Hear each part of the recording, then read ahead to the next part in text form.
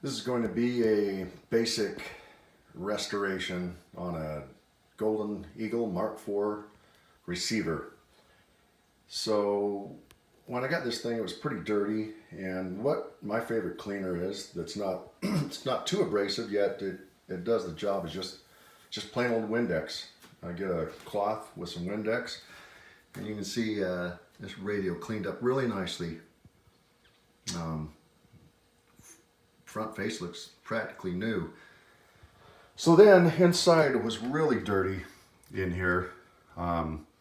Everything was caked with a pretty good layer of grime, and it was stuck down. So I took the cloth and got where I could get with the Windex and the cloth on all these areas, but there's a lot of small areas. So what I end up using is this jeweler's brush here. And I just take that and go in between everything and just start putting in some elbow grease. It's going to take you a little while, but just clean everything off. Same with this and all these places, tops of these cans, even all the parts. Just use this jeweler's brush. You'll probably burn through one of these if it's as filthy as this. But this is actually really clean. That's just a patina that's on there, so that's okay. So that's how I got the circuit board and everything basically clean, because just a paintbrush just wasn't getting it off. It was caked on too hard, so you need one of these jeweler brushes here, and it does a nice job. As you can see, of course I took out all the tubes and checked all those.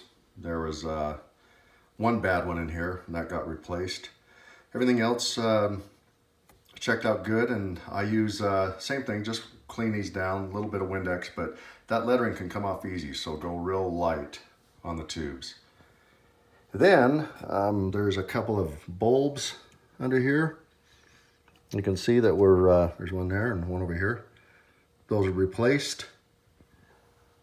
Next up was the electrolytic capacitors.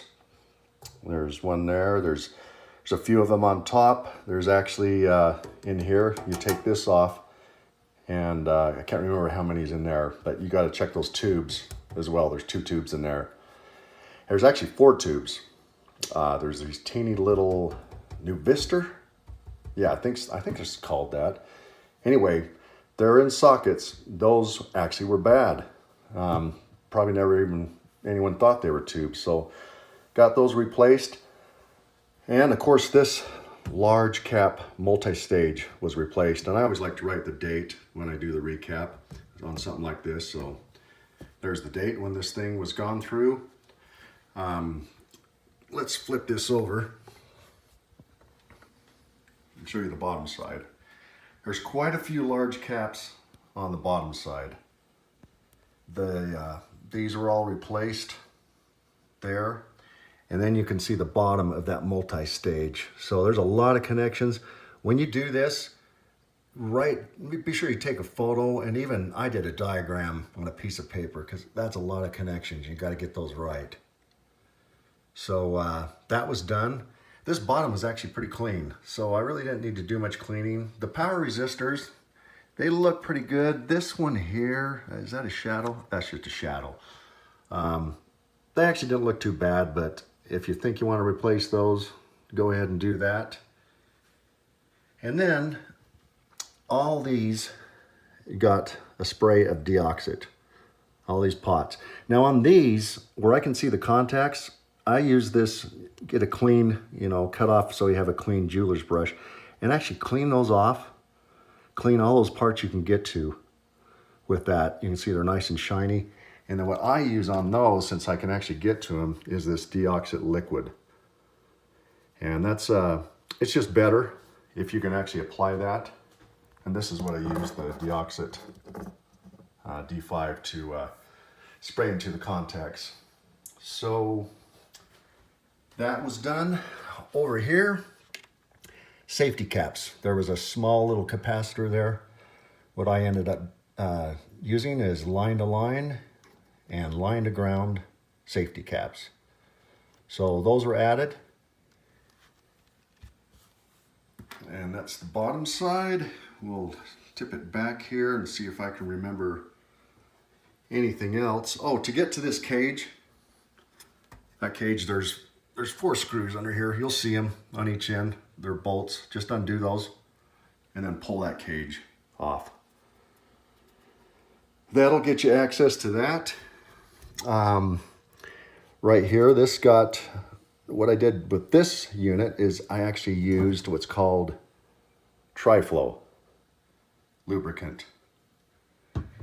And that goes in those areas where, you know, where it turns, and it's just silky smooth now when you turn that. Other than that, I think that's pretty much the basic bring it up to get it going, you know, restoration. It's nothing fancy. You could go a lot further with it, but I also made one of these plugs here so I can use the receiver without having to have the transmitter. You can just order those, and it's pins 7 to 9 is what you jump, 7 to 9. Then you can just use this receiver all by itself. A lot of these parts, you know, the capacitors, things like that, I purchased from Barkett with a B, Barkett Electronics. They have a lot of parts for these radios, which is great. So let's go ahead and plug this bad boy in. And we're going to turn it on, and here we go.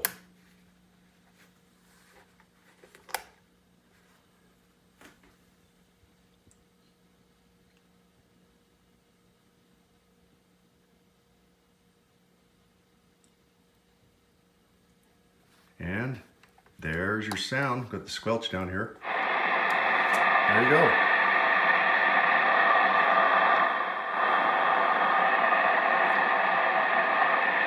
She's all ready to be tuned and aligned now, and this thing will be good to go for some time.